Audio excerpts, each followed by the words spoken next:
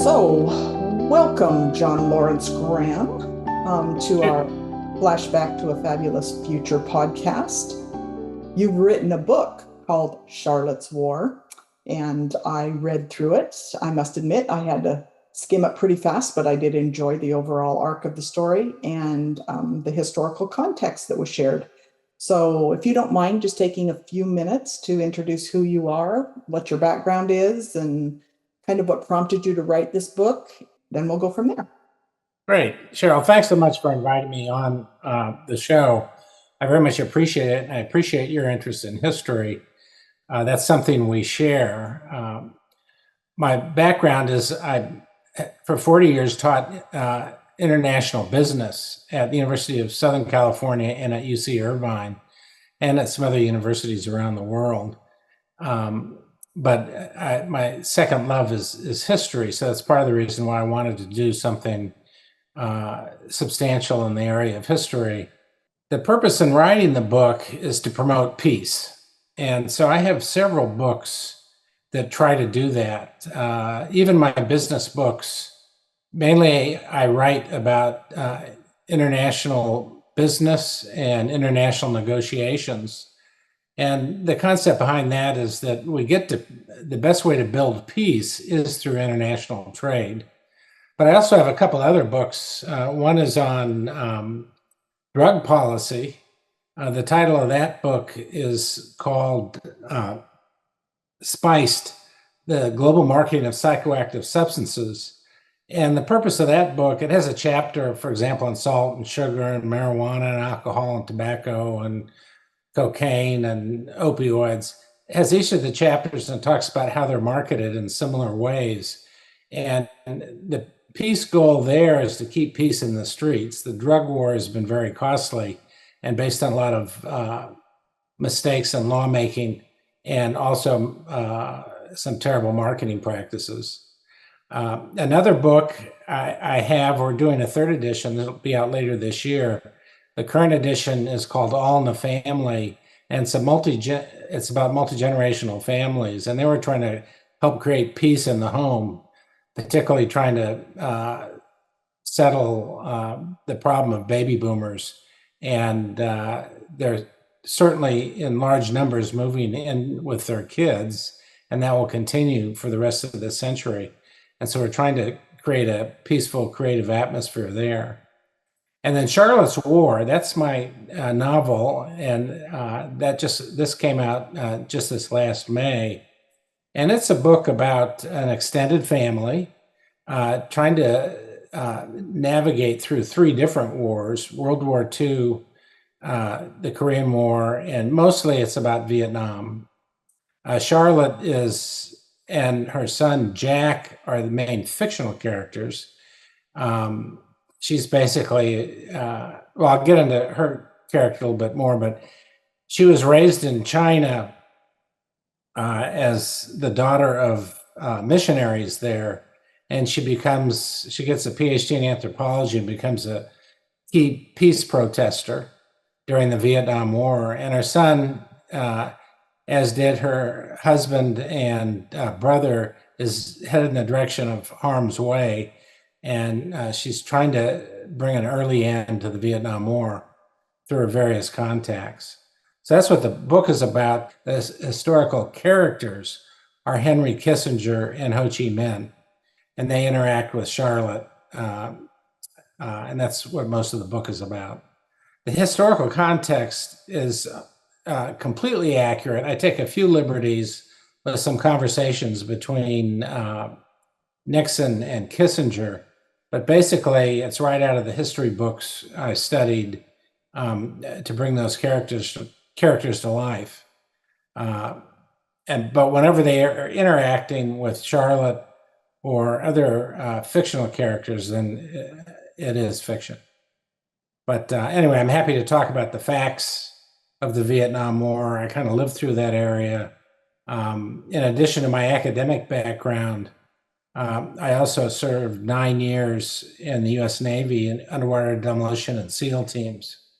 In the early 70s, I was on active duty during the Vietnam conflict, although I'm happy to say I was a bench sitter I was not in the war. And then I spent 5 years in the reserves also as an officer in the teams.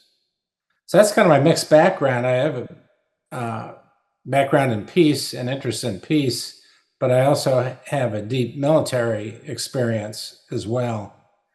And I try to use the combination in telling Charlotte's story. Yes, thank you. And I think one thing that you and I definitely share is a desire for peace. Now, and I'm sure you would also agree with this, I've had some conversations prior to this, but is that peace doesn't always come because we always agree on issues or that we see things through the same, lens. History can be either viewed or interpreted. As a student of history yourself and myself too, sometimes I will read about an incident in history and read three different authors' interpretation of what happened. And it can be like, oh my goodness, is this even the same event that happened? Because people see things so differently. And I think that's good. I don't think that's a bad thing. I think that it's really helpful. The more perspectives we have, I think the better decisions that we make moving forward. If we only look at things through one lens, then we tend to want to move forward either from that perspective or because of that perspective. I appreciate, and as I was reading through the book, Charlotte's War, there were some times in there, I find myself maybe disagreeing a little bit, but I thought, this is interesting. And as I read on a little bit more, I was like, oh, I can see how he, came to that conclusion, or how, and then it in some instances would change my mind. In other instances, it would, I wouldn't say reaffirm my own position, but it just made me look at things differently. And I think that's something really important in the world we live in today, is to be able to think critically and to look at things through different lenses. Sure, sure. And there's another reason why the different lenses are important, and maybe we'll get to that. But one of the great things about cultural diversity, or diversity generally, is it puts different ideas on the table if people are willing to listen. And that leads to creative outcomes where everybody is better off. But the main theme of the book, the main underlying theme, is hopeful. And that is that we're just about through with coercion in international relations. If I look back at World War II, or even go back to World War I, the last century, imperialism basically came to an end. I mean, the big event was the British giving up India. But right after World War II, the United States gave up the Philippines. The French were kind of laggards, and thus we had decades-long war in Vietnam, but they have eventually given up most of their colonies as well. And colonialism, by its nature, is coercive. I think, our audience probably understands, the first two incidents you gave, with India. But this was something that was very enlightening to me as I was reading through your book, was the connection between the French and Vietnam. I don't think most people realize that connection. Do you mind elaborating a little more on that? Sure. Indochina, and that includes what is now Laos, Cambodia, and Vietnam. The name refers to the lands in between India and China. And the French turned that into a colony in the mid-1800s. And it stayed that way until 1954. At the end of World War II, during World War II, the Japanese kicked the French out of Indochina and took over. At the end of World War II, Ho Chi Minh and his fellows published a Declaration of Independence from France, and then there was a war fought for 9 years between France and the revolutionaries. The interesting historical aspect, one of the many interesting historical aspects, is the Declaration of Independence promulgated by Ho Chi Minh and his colleagues is a love letter to the United States. It directly quotes Jefferson's writing and the others on our Declaration of Independence. And one of the interesting things about it, and I include the whole thing in the book because I think it's important to read the whole thing, never is the word communism mentioned.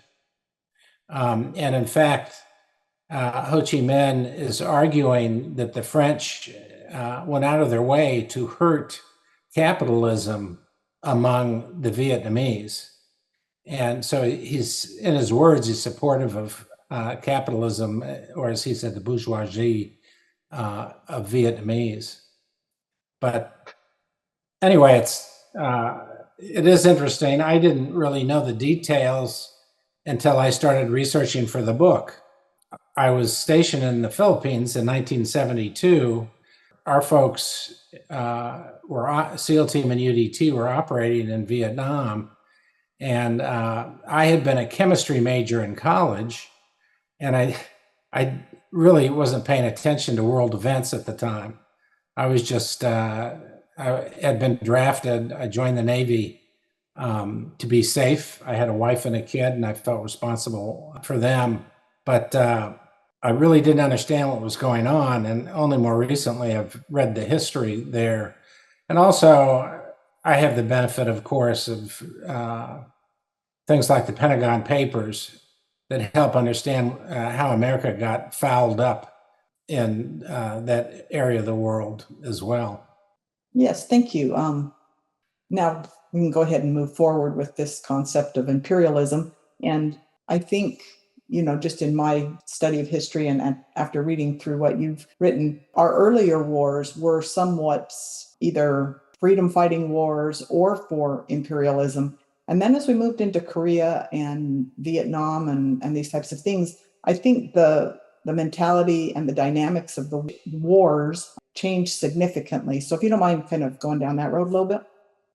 One of the other underlying themes of the book that comes right out of the preface is that we've been misunderstanding Russia and the Soviet Union for more than 100 years. And if you look at the main conflict in the second half of the century, I mean, in World War II, we fought with or beside the Russians against the Germans. We were allies. We gave them many weapons, which we happened to also pass through another ally, which was Iran. So in World War II, we were allied with both Iran and Russia against the Germans. Right after the war, a couple of significant congressional elections were held. One in California in 1946, Richard Nixon ran for Congress in Southern California. And then on the East Coast, John Kennedy ran for Congress in 1946 in Massachusetts. They represented two different views of international relations, and those really translated into the 1960 presidential election. But Kennedy was arguing for engagement, things like international trade. And Nixon's main political tool was scaring people about communism. And the silly thing about that most Americans don't read Karl Marx. Most Americans don't read Adam Smith, actually. But those are the two kind of competing philosophies, both from the 17 and 1800s. And Marx theories about communist revolution only work when you have rich people and poor people, or proletariat and a bourgeoisie, as he described them. If you have a big middle class, you're never going to have a communist revolution. It just doesn't, the theory doesn't make sense. And after World War II, the United States has this huge, powerful middle class. And so Nixon was using fear of communism as a political tool. He described his Democrat competitor in Southern California, the incumbent, as a pinko, literally. And Nixon used that fear of communism throughout his career. And that delivered the Vietnam War to us. That same fear of communism, and it's still happening. We have fear of China right now, but it's not fear of China so much as fear of communist China. And China is really not a communist country anymore. They use that label, But if you go to Shanghai and walk around the shopping district, you can't see communism. You see free enterprise. Yes, it's centrally controlled. That's not a good thing. There are a lot of human rights violations, but China is not a communist country. And but it's still used to motivate votes in this country, and actually by both parties now. I'm glad to see that Biden and Xi are beginning to talk to each other again. At least there's some indication that they're going to do that, because that's actually been quite a good relationship for the last 50 years, a positive relationship, and it's time we get back to that. I mean, the big problem is still Russia, but that's a whole nother issue too. Yeah, that's, well, let's jump back a little bit because it makes me think of something.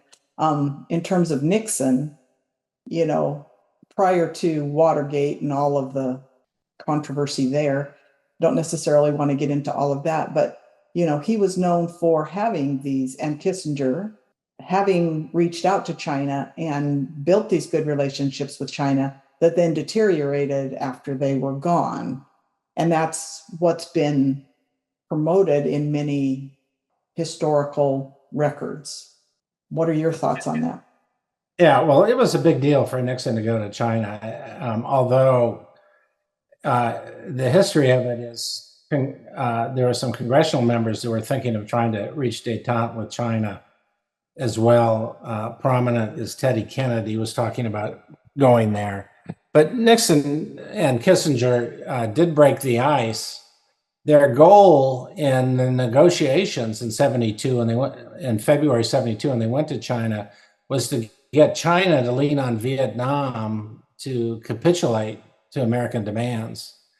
And what the Chinese goals were to get the United States to let China take over Taiwan. So neither of those political goals were achieved. Some really good film came back from those meetings that had an effect on Nixon's 1972 election. So that was a benefit to the Nixon camp. But the real accomplishment there was the opening of trade, and that was mostly handled by the Secretary of State at the time. So opening China was great. They've been a hugely important trading partner and still are, even this most recent year, despite all the criticisms and the way Trump treated China. They're still very important. And so that you can give Nixon and Kissinger credit for making that détente work. They also, for that matter, substantially reduced nuclear weapons. But their behavior with respect to Vietnam was just awful. If you look at the history, they basically stretched out the war an extra 4 years. The Johnson administration in November of 68 was ready to settle with the Vietnamese, and Nixon worked. It's not clear how much Kissinger was involved, but the Nixon administration worked against that settlement through informal sources. Many people think that was treason because, in any case, that disruption in the negotiations in Paris in 1968 made the war last another 4 years and cost thousands of Americans' lives and millions of Vietnamese lives. Yeah. And I just, for clarification for my audience, my own personal stance is that politicians in general, I don't care which side of the aisle you're on, are both equal opportunity opportunists and equal opportunity offenders. So I see things depending on the day and the issue, it's a little bit in different ways. But let's jump back to JFK, because I think people perceive, and I could be wrong, but I kind of grew up, I was a baby boomer, with JFK being in support of the war. And I know we're venturing into conspiracy theory area, don't really want to go down there, but if you have any factual information, from what I read, I don't know who killed Kennedy, don't really care at this point in time. I mean, I do, but it's a conversation for a different day. but I don't think it's any coincidence that both JFK and his brother Robert were killed. I mean, there's just no, but that Kennedy favored the war, when in reality, the things that I have read about Kennedy it was his opposition to the war that probably made some enemies. It was interesting. Right at the beginning of the book, we look at the Kennedy-Nixon presidential debates. And those are really interesting because Nixon was arguing, as usual, Red Scare, hardline, get tough with the Russians and the Chinese. And Kennedy was arguing more for engagement, for things like the Peace Corps and having ambassadors learn languages. And he was interested in trade. But he did in the debates say things about communism as slavery. And so the general belief on both sides of the aisle was that communism was a danger, particularly in international relations. So I agree completely. If you look at Vietnam, maybe the worst decision maker than Nixon was Johnson. Johnson just poured troops and weaponry into Vietnam. It's hard to say what Kennedy would have done facing the same circumstances. He had been sending, Kennedy before he died he created SEAL team and the Green Berets specifically to train people in other countries, do proxy wars. But that missions creeped in Vietnam, and both those things that he created got involved in combat. And Kennedy lied about that on television in people's living rooms at the time. But I don't know where Kennedy would have taken it had he survived, or for that matter, his brother. His brother was arguing for peace in Vietnam, and had he been elected against Nixon, and he may very well have been, things would have turned out differently, I'm sure. But the guy that really took the violent approach in Vietnam was Johnson. And Nixon started pulling troops out right away. And I was the beneficiary of that. When I was stationed in the Philippines, we trained some Vietnamese frogmen how to get in and out of a submarine. And it was toward the goal of Vietnamization. That was the word of the war.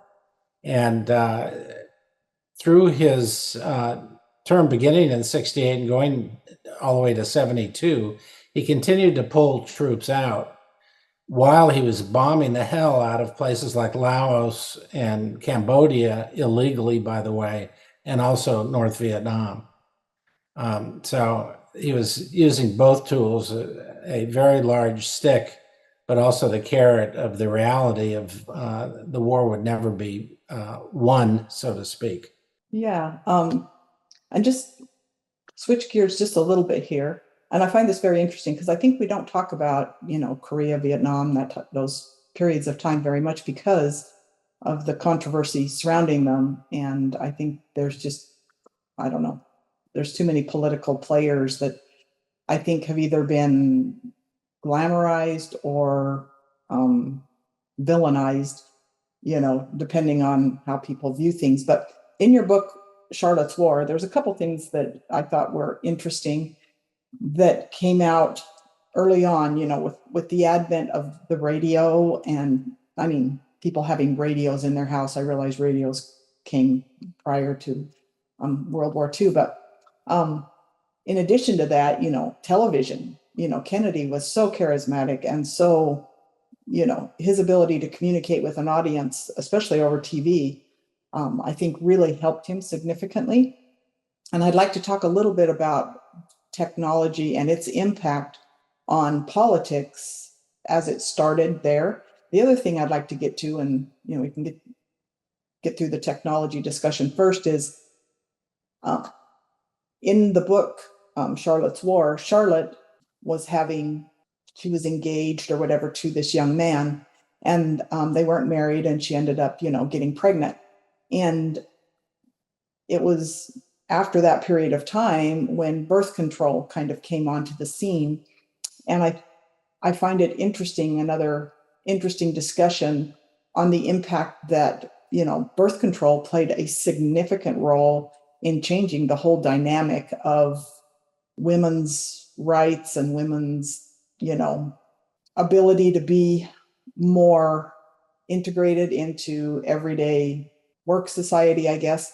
Charlotte, as you mentioned, was an anthropologist. Is that right? Yes. That's the title. Yeah. And, she did have pretty good success for her period of time. So anyway, if you could jump back to what you believe is, the impact of technology on politics, and then we can move into the other discussion. Well, we can talk about TV and birth control. Both important technologies that have had a huge impact on everyday life and world politics, and have the potential for even more, thankfully. I'll go back to the term. Well, let's see. Let's start with TV.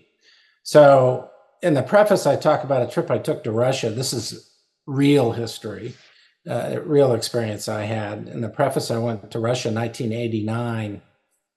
I was there to teach Russians how to negotiate with Americans and Japanese, because the Russians were interested in, this was when Gorbachev came into office, and they were interested in using trade to further their interests. Really what was going on at that point in time is the Japanese were killing us both economically. They didn't spend anything on the military, and so Japan was taking over the world, changing the game to economics instead of military power. But anyway, back in '89, one of the things I did is I saw the first televised debate between Gorbachev and a political opponent. And I saw it in a resort hotel northeast of Moscow.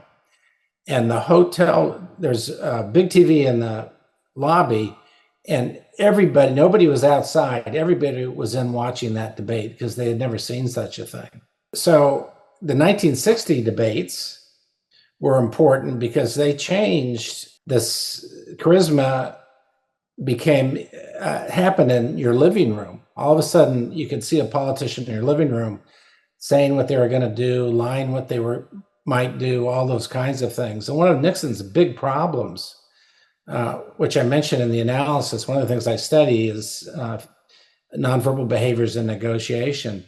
And Nixon was blinking a lot, which is usually a tell for a lying.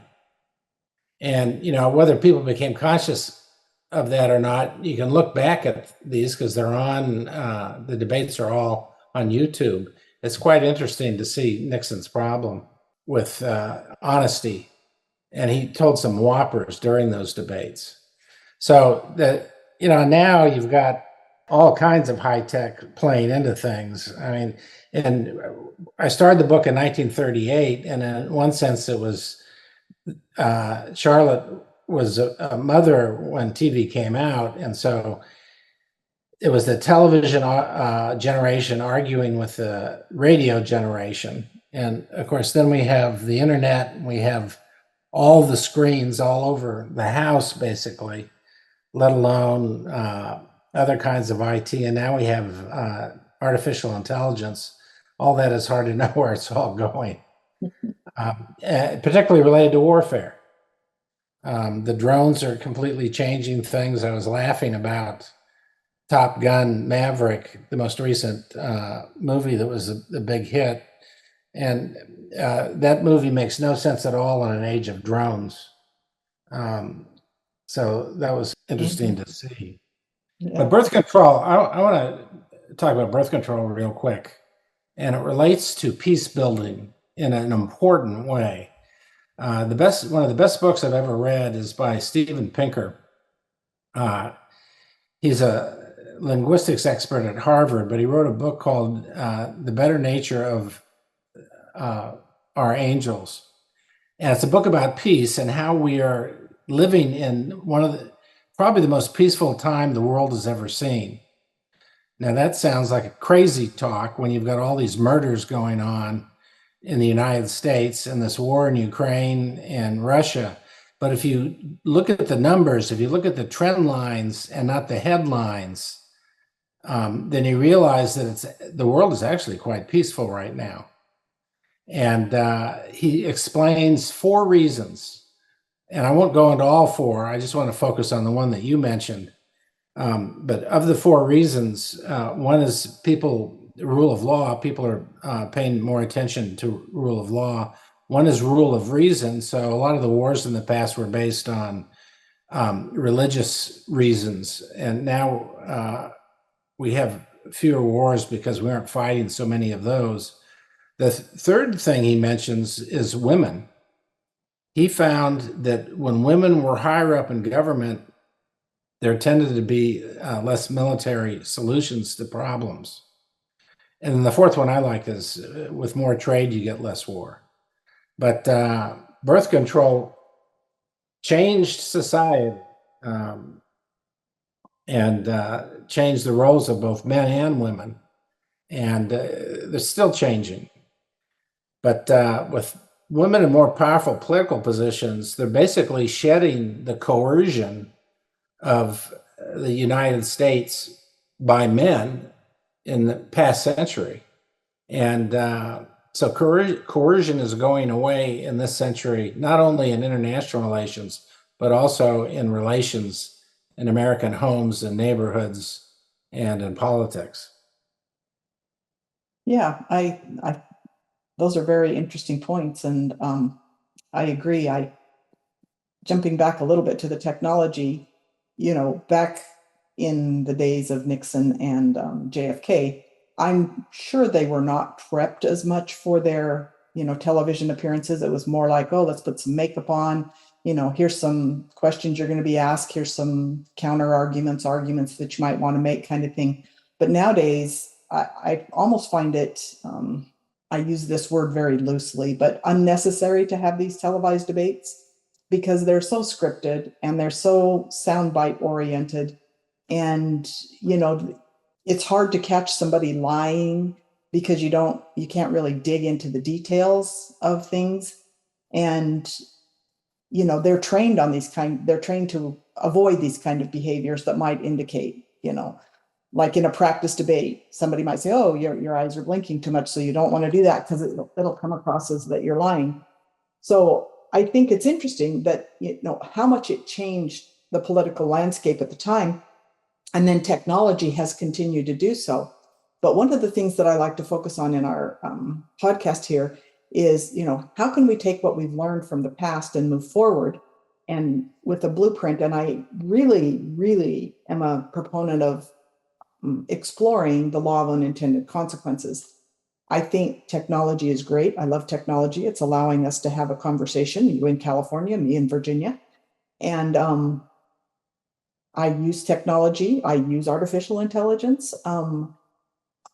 But on the flip side, I see the potential that it's had, with all of this discussion since the 2016 election about Russian interference in the elections and all of this fake news and all of this, misinformation, disinformation. Technology's opened up that whole new thing. And I'm not sure we could have predicted that. Maybe so.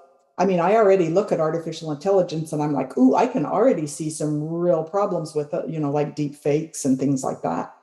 On the political side of things, but I can also see a tremendous amount of harm that it can do. But I also see all the good that it can do. So that's where I think having these open, broad discussions where everybody comes together and says, here's my ideas, your ideas, you're going to see things from a different perspective so that we can create a blueprint moving forward.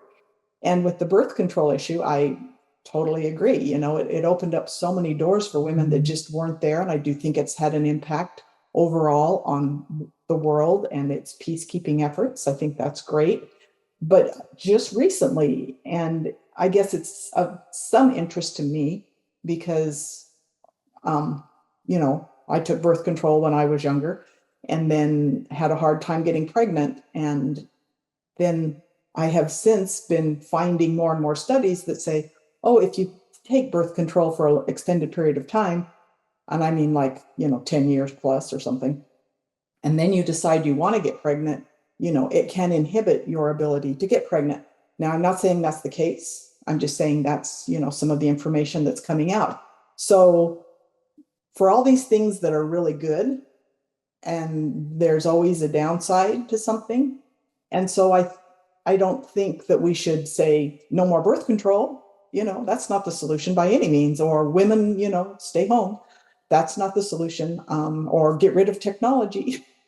That's not the solution. But that's why I like having these discussions, because I think it helps people see things through a much larger lens, and hopefully we'll never be able to predict the future. Of course, all these sci-fi books would help us on some level. I think some people are very creative in their interpretation of what the future could bring. But yeah, so what are your thoughts on that? Well, you've raised a lot of different Yeah, I know. things to talk about. But let me go back to TV. And what TV did was really to elections in the United States was it just brought a ton of money in. And really the country's electoral system is corrupted, not in the way Trump complains, but it's corrupted by all the billions of dollars flowing through getting on television advertising and other kinds of advertising. And the people in Congress and in government are not interested in changing that. And the only thing that's going to change it, I think, is if individuals start asking sitting politicians a very simple question. The question is, do donations to your campaign influence your voting? And they're going to say no. They're going to lie to your face. But we need to be asking that questions and get that basic truth out on the table, because all these men and women in politics are hugely influenced by the big companies spending big money and the rich, very rich, spending big money. And citizens aren't being represented. That's why everybody is so cranky with government generally. It's not just the Republicans or the Democrats, it's both of them. Mm-hmm. Because government isn't serving the people the way it was intended. And the parties are both to blame. Mm-hmm. If you go back in history, George Washington thought political parties were a bad idea. And that's really true, because the candidates represent the parties and the money that the parties raise. They don't represent their constituents. That's interesting, because I very aware of George Washington's comment, and I highly respect George Washington. I'm not trying to take anything away from him at all, but I'm like, okay, then what was your solution? How would we do this? Just everybody kind of, everybody run who wants to run. And yeah, I agree. And I go look at FEC filings and see who's donating to your politician, your favorite politician's, campaigns. Yep. But I also think technology can also possibly be a solution to this, because we can organize more grassroots efforts and we can have more conversations like this, just amongst everyday people. And I don't have a political agenda on this podcast. I don't get the impression you have a real political agenda. You have an agenda, and it's to bring peace. But that is not necessarily, I don't see that as a political agenda. I just see that as, a worthwhile pursuit. And so I think technology, has brought about our ability to do that. So I think that's wonderful. And I think we need to embrace that and find ways to use that in a, productive way. Well, I think the main thing is to elect independents. Mm-hmm. And who will promise to represent people, not the money. It's really a congressional campaign you can do for about $25,000 as a minimum campaign. One of the things that's nice about the internet is people can easily look at where a candidate stands on the website if they'll bother to do it. But right now, people are getting too much information from the television, Mhm. which is controlled by the money. Mhm. And so I see hope for the technology helping in that, just as you described, helping us communicate better. But the people have to stand up against all this money being spent, because I mean, if you make a small donation, you get no attention from your congressional representative. The congressional representatives are paying attention to the party, which is in many cases their biggest donor, but also the big donors. And so we people are being served by the current political system. And I think we ought to be comparing to how they do it in other countries. I don't know if the British Parliament has the same kinds of problems, but anyway, Yeah, another big topic. yeah, it is. I mean, we could have a whole nother, podcast on this topic, but I do think you're right. It's hard for us, and I air quotes here, little people, to recognize the power that we have. We feel so neutered by all of this big money, all these big donations. And I've been trying to pay a lot more attention to my politician. Where does he get his money from?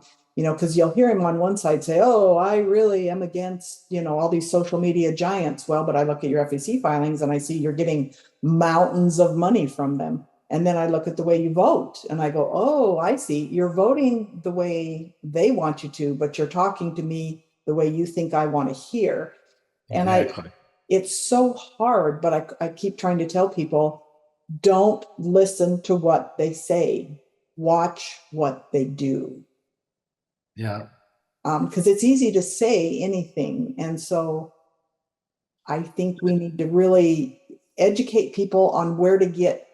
And I always encourage people, when you read something, do your best to find the original source and not somebody's interpretation of that source, so that you can, I teach constitution classes and we're talking about various Supreme Court, decisions. And they're like, "Oh, this. And I'm like, "Okay, it's clear you've read a few talking points here and there.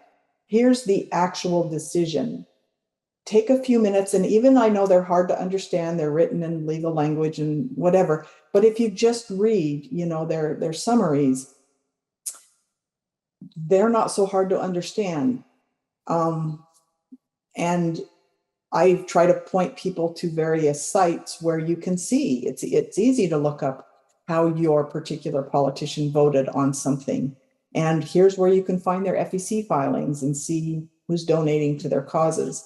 Because I think once people recognize that they can be empowered, and that just it doesn't take an army of people to do this. It just takes small groups of people being persistent and exercising the power that they have. So I'll give you the final word here. Well, I think the worst example of our political system is the use of fear appeals, and Mm-hmm. that we really need a big enemy so we can have a big military budget. And this is something Eisenhower, of course, criticized. Probably Washington and Eisenhower are our greatest generals, but Eisenhower criticized the military-industrial complex. And it's true. I mean, we need China. When the Cold War ended, so to speak, and the wall came down, what the military-industrial complex did was pivot to China in the year 2000, Mm-hmm. and in 1999 and 2000, and China became the big enemy. And China is a very weak, big enemy. I mean, the scary one is Russia if you count nuclear warheads. But we spend so much money on defense. If you add in what we spend on VA benefits, it's more than $1 trillion a year. And China is less than 300 million.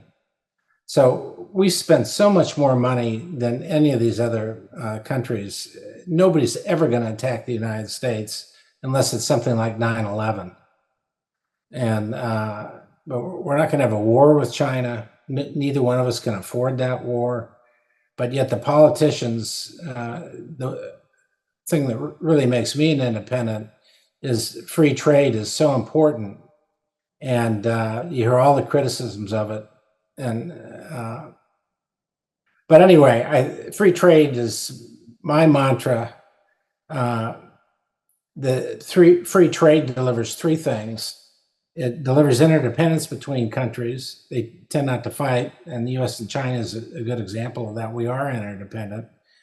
Free trade brings interaction between people in the countries, and they learn about cultures and things like that. But at the very beginning, we talked about something else. That was creativity, and free trade brings new ideas. It always has, and those new ideas help mankind progress, womankind as well, I guess I should say, humankind. But free trade works in all those ways, and it's super important that the American people understand that, and we can benefit from it. Yeah, I think they're good points, and I would add to your list of the military industrial complex. I totally agree on that, but also the pharmaceutical industrial complex lately has been kind of, and then, Yeah. and even more, not even more so, but just add to the list the social media industrial complex. I'm like, Yes.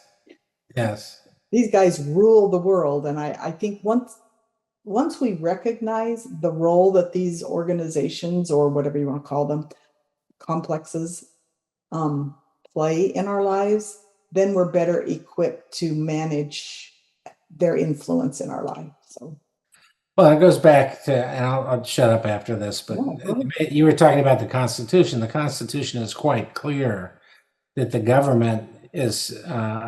job of government is to rein in free enterprise. mm-hmm. Right now, free enterprise or the big companies are running the government for all their donations.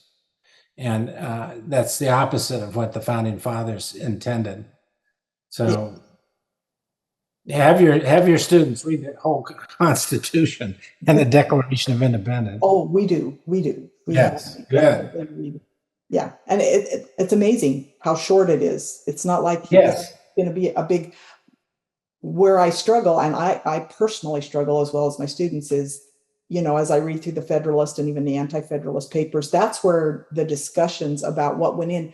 Reading the Constitution itself is extremely valuable, but understanding their thought processes that went into that, I think, is even more valuable, because once you understand why they decided certain things, it's easier to say, okay, yes, this is something valuable that we need, or don't need, whichever the case may be. So and you come from academia, and I'm sure you wouldn't disagree with me here. We need to up our reading levels so that we can engage with this, various information in a meaningful way. So. Yeah, I'm a big fan of the notion of not spending money on guns, but instead spend money on books. Yeah. Of course, I have a new book out. There you go. There you go. Education is really the best investment of all. I believe that the most profound piece of technology that ever impacted was, the Gutenberg press, because it allowed people to read, and that has brought more benefit to the world than most anything else we've ever created. Without a downside. How's that? Well, there's this, misinformation, I guess. But anyway, thank you for taking your time to visit with me today. And I look forward to your future books, and even some of I've only read Charlotte's War, so now I've got more reading to do. Thank you. Okay. Thank you so much. Really appreciate being on the show and trying to answer your good questions. Well, thanks for your time, and we'll talk to you later. Great. Bye-bye. Bye-bye.